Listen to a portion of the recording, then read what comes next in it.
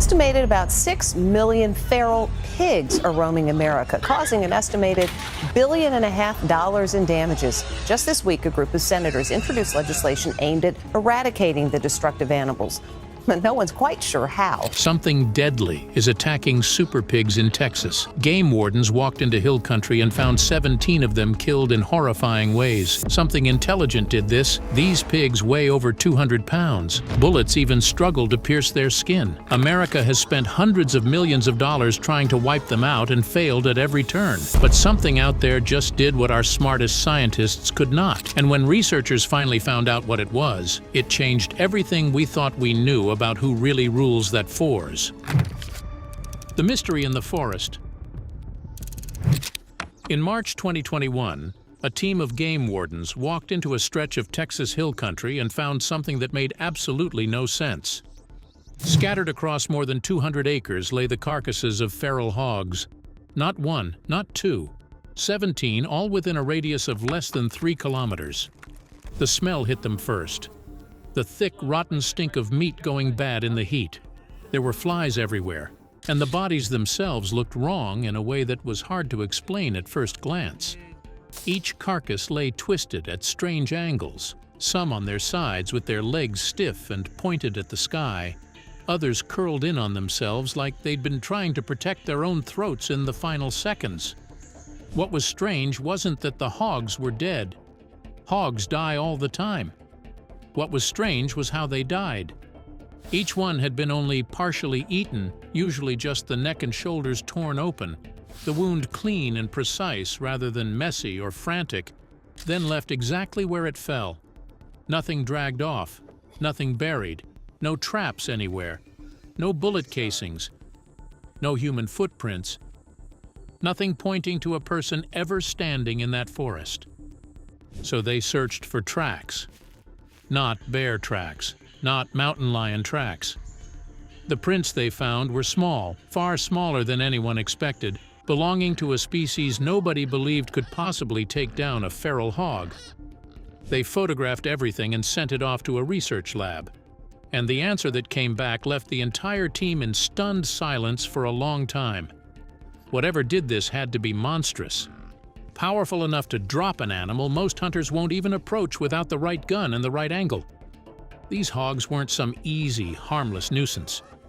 They were exactly the kind of threat America had been desperately trying to wipe out for years. And something had just walked into their territory and started taking them down, one by one, without leaving a single trace. Before I tell you exactly what dealt with these hogs, let's understand what we're actually dealing with. Because these super pigs, they're the bad guys here. As of 2024, the U.S. Department of Agriculture estimates close to 6.9 million feral hogs are roaming freely across the country. That's more than the entire population of Los Angeles. And unlike the people of Los Angeles, these animals don't sit still. Texas alone holds 2.6 million of them, roughly the population of Chicago, and they're now present in 99% of the state's 254 counties. There is almost no corner of Texas left untouched. A single sow can produce 2 litters a year, with up to 12 piglets in each litter. That means if you somehow manage to wipe out 70% of the entire population in a single year, an enormous, almost impossible achievement, the surviving 30% can fully rebuild that population before the next season even starts. Researchers call this the biological reset button, and no other invasive species in America has anything close to it. You're not fighting an animal. You're fighting a math problem that resets itself every single year, no matter what you throw at it. And these things are not staying put while they multiply. Over the past 2 decades, feral hogs have spread from deep forests into open plains, from plains into suburban neighborhoods, from suburbs straight into cities. They've torn through golf courses. They've cut through underground fiber optic cables. They've invaded the runways of military air bases. In Florida, a homeowner got a visitor he never asked for. A 300-pound wild boar smashed straight through his sliding glass door into his living room. His dog lunged to meet it, barking, and the boar turned on it instantly, slamming into it, pinning it against the couch.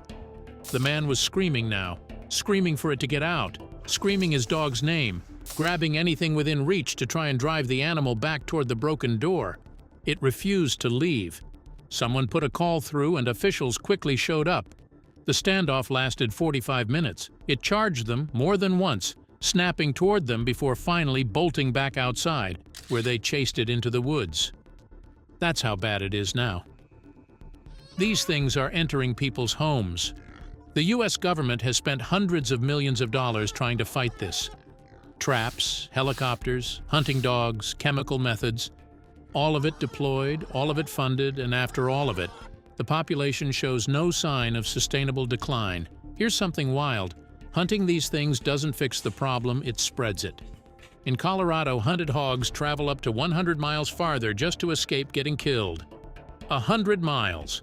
California and Texas both leaned hard into recreational hunting, and it backfired. The hogs fled, straight into territory that had never seen a feral hog before.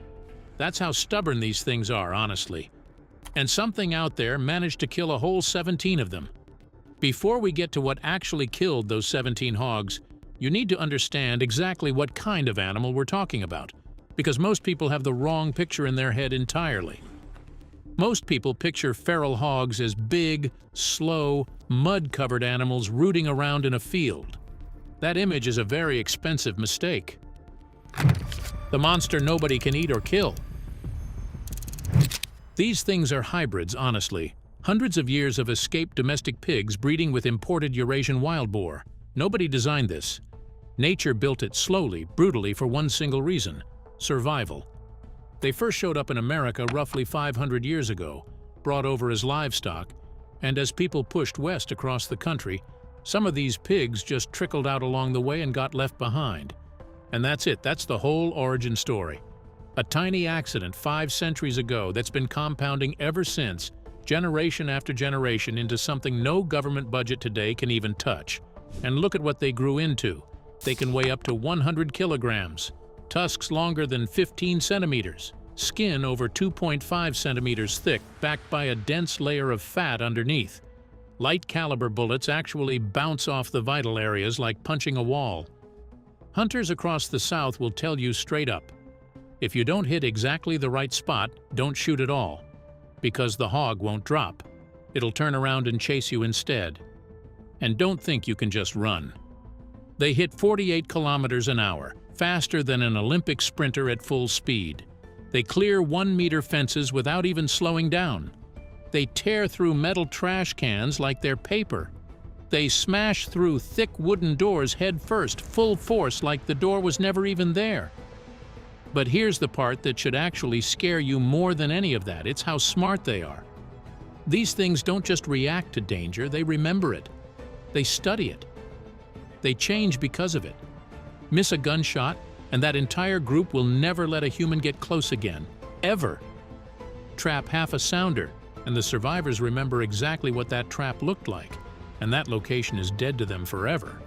They've been caught completely rerouting their feeding paths, their timing, everything, after just one encounter with a person.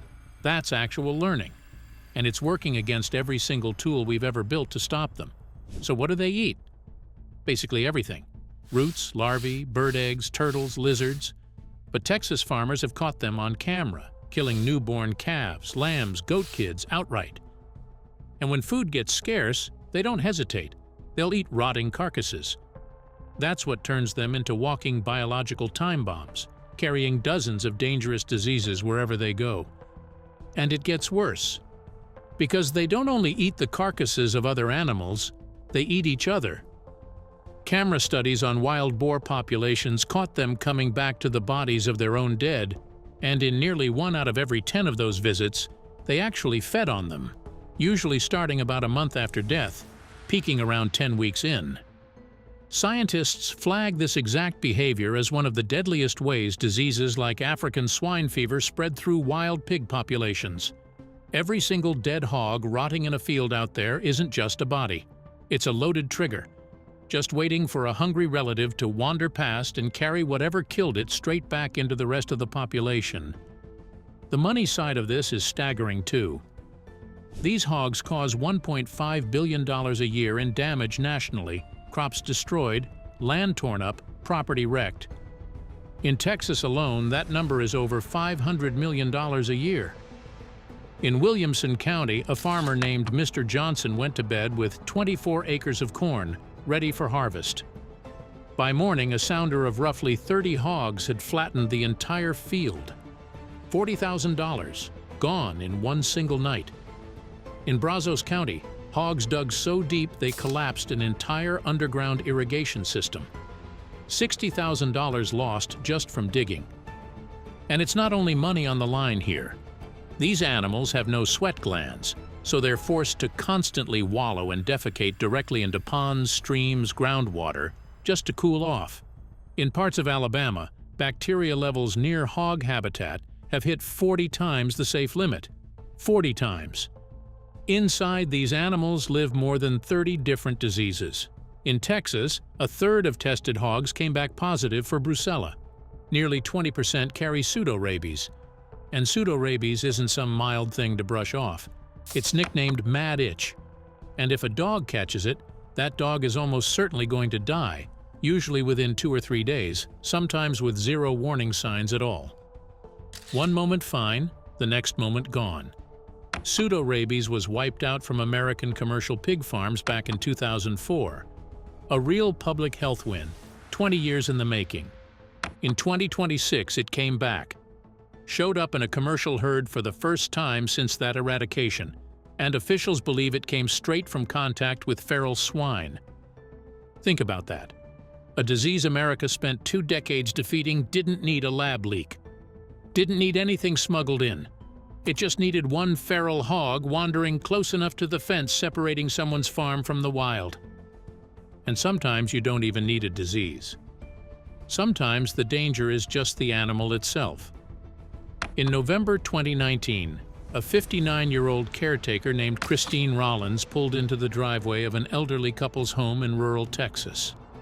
It was early, still dark or close to it. She'd worked there for almost 2 years. She knew this driveway. She'd walked it 100 times before. She never made it through the front door. Nobody heard anything. Not a scream, not a struggle. The elderly couple inside, the people she was coming to care for that morning, heard nothing at all. When she didn't show up for her shift, one of them finally looked outside and found her body lying in the yard between her car and the front door. The distance a person crosses in under 10 seconds. The medical examiner's ruling was blunt: exsanguination. She bled to death because of a feral hog assault. The sheriff, a man with 35 years on the job, said it was one of the worst things he'd ever seen in his career. He confirmed multiple animals were involved. You could tell from the different sizes of the bite wounds on her body. More than one. Working together. Before that morning, a University of Nebraska paper had counted only 4 fatal wild hog attacks in all of U.S. history. 4 in the entire recorded history of the country. She became the 5th. And that silence is the part that should actually unsettle you. Whatever happened to her in that yard happened fast enough and close enough to the house that nobody inside ever knew it was happening until it was already over. This was a caretaker, walking from her car to a front door in a place she'd worked safely for almost 2 years, killed in the few seconds it took to cross a driveway. So, with all this destruction, all this danger, the obvious question hits you. Why doesn't America just eat them? It sounds like the perfect fix. In Europe, wild boar meat is sold openly. Germany moves almost 40,000 tons of it a year. Italy turns it into salami served in Michelin-starred restaurants. In Japan, it's a high-end winter delicacy. So why not here? 3 things stand in the way, and every single one of them is honestly maddening. First, disease. These animals carry brucella and pseudorabies running through their bodies, so if you mishandle the meat even slightly, you could end up in a hospital bed instead of at the dinner table. Second, the law. Here's the part that'll really get you. Federal rules say meat can only be sold commercially if it's processed through a government-inspected facility. Wild-caught hogs can't go through that system. so you're allowed to hunt one and eat it yourself. No problem. You just can't sell it to anyone else. Millions of pounds of meat, and the law makes almost all of it worthless. Third, taste. These hogs are constantly on the move, eating literally anything, including rotting carcasses, and that diet makes the meat lean, tough, and strong-smelling. Most Americans grew up eating mild, soft, packaged supermarket meat their whole lives, so one whiff of this and they reject it before they've even taken a bite. So here's where that leaves us. Millions of these animals. Nobody can legally sell them. Nobody wants to eat them. And they're too smart, too tough, and too dangerous to be stopped by anything we've built so far, which makes what those game wardens found in that forest even harder to believe. The hated animal nobody suspected. Remember those 17 carcasses we talked about at the beginning? Yes, coyotes killed them all. You heard that right. Not bears, not mountain lions, not any large predator anyone would normally picture handling a feral hog. Coyotes weigh around 14 kilograms on average, roughly the size of a medium dog. They were facing animals 7 times heavier than themselves, armed with tusks, wrapped in skin so thick that bullets struggled to get through it. The first reaction from nearly every researcher who heard this was simple. That's impossible. To understand exactly why this broke their understanding of the species, you have to know how America actually treats coyotes. They are relentlessly hunted. Farmers despise them for killing chickens and lambs. The federal government spends millions of dollars every single year trying to eliminate them. Between 2017 and 2020, several states pushed bounties as high as $75 per coyote killed. Roughly 400,000 coyotes are killed across the country every year. And despite every bit of that pressure, they have not disappeared. If anything, they've expanded into 49 out of 50 states, more than any other large wild mammal on the entire continent. They thrive in city parks just as easily as they thrive on rural farmland. The most hated, most hunted animal in America also happens to be one of the most remarkably adaptable creatures alive, and right now, that adaptability is doing something no government program has ever managed to do. It's worth pausing on that for a second because the irony here is almost too perfect. The animal we've spent decades and millions of taxpayer dollars trying to wipe out is the same animal quietly solving a crisis nothing else could touch.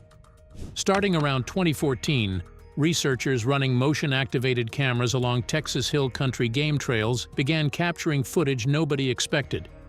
It wasn't just coyotes scavenging leftover hog remains. That would have been unremarkable. Expected even.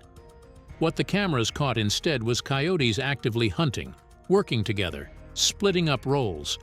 With a level of coordination and strategy researchers had previously believed only existed in apex predators like wolves or lions. One researcher who reviewed the earliest footage put it simply, "We watched the clips over and over again. For a long time, no one said a word, because what we were seeing didn't match anything we thought we knew about this species." Let's walk through exactly what those cameras recorded because every detail here matters. It's 4 a.m. The sky is still completely dark. 3 coyotes approach a feral hog nest from the upwind side, and that's not random. They already know hogs have an extremely sharp sense of smell, so by coming from the direction the wind blows toward them, their own scent gets carried away instead of straight into the mother hog's nose. They move with total restraint, bellies low to the ground, ears flattened against the grass. Almost no sound at all. Their eyes stay locked on one single point, the mother hog, lying half asleep after a long night of rooting through the dirt for food. They don't rush in. They wait. 10 minutes pass. Maybe 20. The camera just keeps rolling in the darkness, recording every second of stillness. Here's the attack itself slowed down and made visceral, the rest of the passage unchanged. Then the mother stands. She roots around the soil near the nest for a moment, then wanders farther off to keep foraging, leaving her babies behind, just for a few minutes, the way she's done 100 times before. The second she turns her back, that's the signal. Everything that follows happens in under 5 seconds. The first coyote slips silently across the edge of the nest, low and fast, straight toward her piglets. The other two have already positioned themselves at separate angles, surrounding the nest from multiple directions at once, one of them placed exactly where a frightened piglet would instinctively try to run to escape.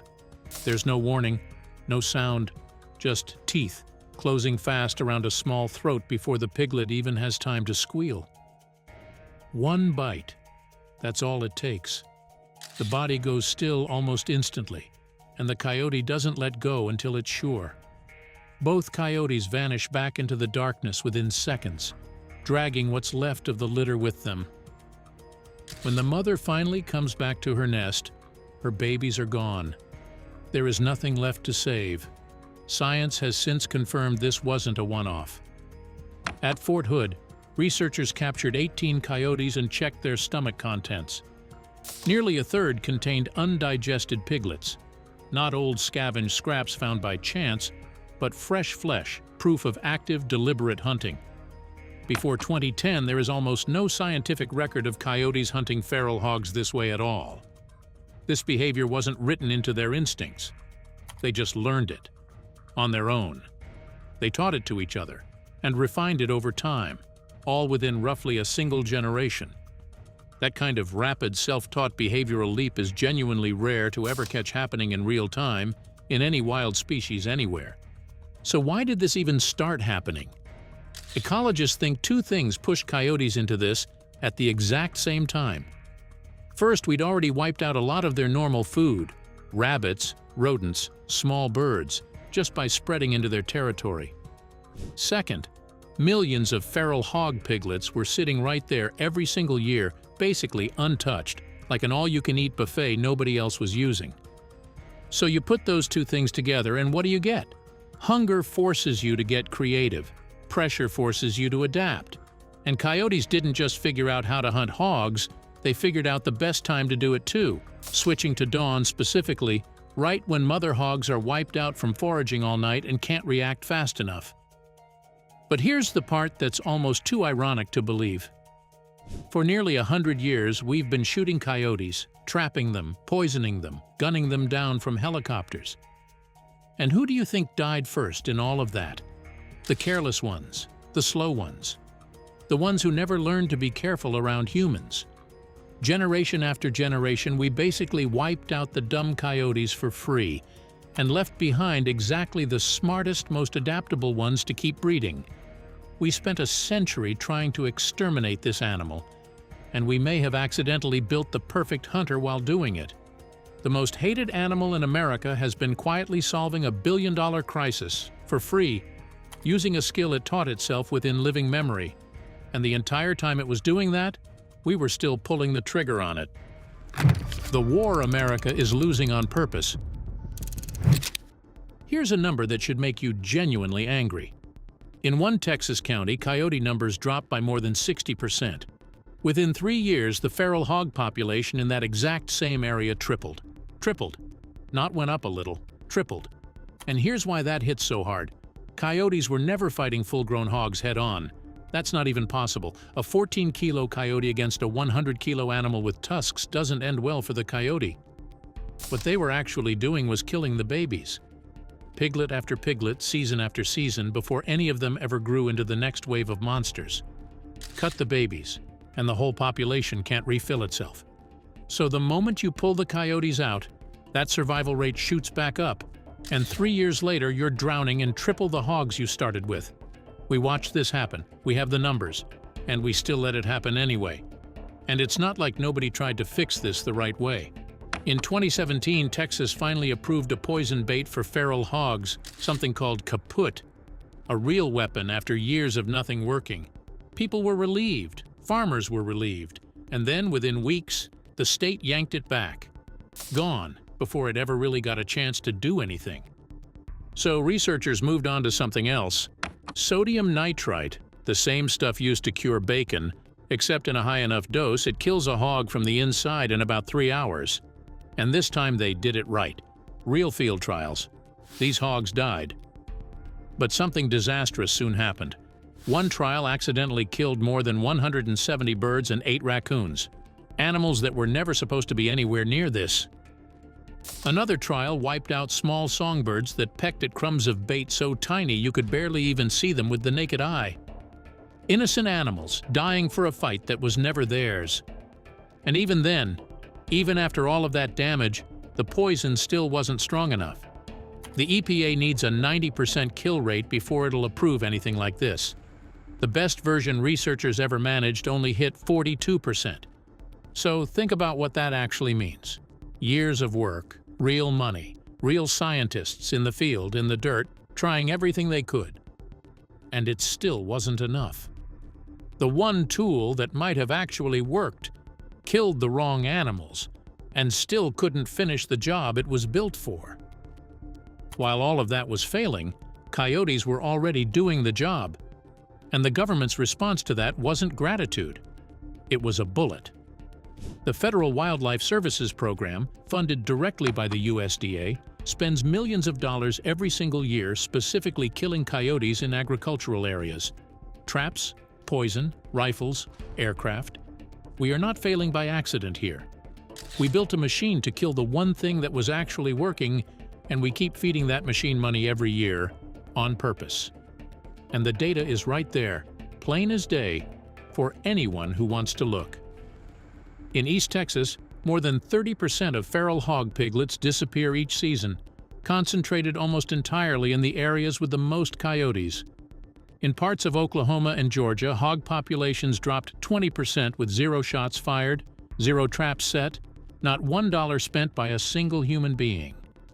A healthy coyote population did, for free, what billions of dollars in government spending never managed to do. And we keep killing them anyway. Why would anyone fund a program that destroys its own best ally? The honest answer makes it worse, not better.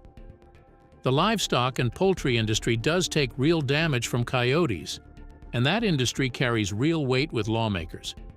But look at the actual scale of this. Coyote damage runs into the millions a year. Feral hog damage runs into the billions.